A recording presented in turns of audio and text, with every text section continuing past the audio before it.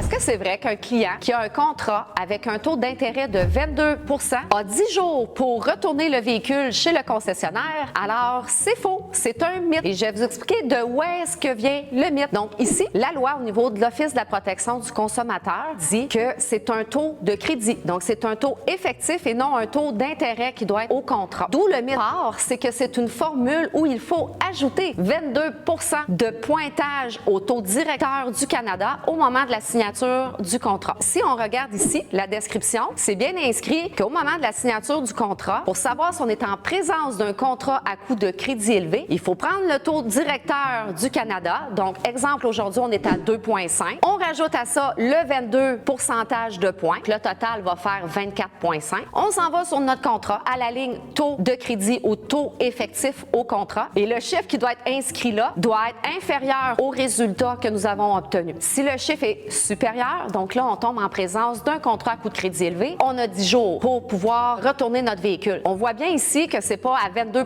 d'intérêt. Le taux d'intérêt sert au calcul et c'est le taux de crédit qu'il faut vérifier. Le mythe, c'est que dans l'industrie, c'est un petit peu mal expliqué. Donc, vous pouvez vous référer ici directement au site de l'Office de la protection du consommateur et le calcul est bien identifié et bien indiqué. Et de toute façon, quand un client signe un contrat de coût de crédit élevé, les contrats sont très bien identifiés au niveau de la loi et il y a un texte légal sur tous les contrats qui mentionne que vous avez vraiment 10 jours pour retourner le véhicule. Donc, si vous n'avez pas cette mention-là, bien, probablement que vous n'êtes pas en présence d'un contrat à coût de crédit élevé. Il faut vraiment faire attention entre le taux d'intérêt et le taux de crédit effectif. C'est vraiment deux choses différentes et c'est ce qui vient mélanger tout le monde.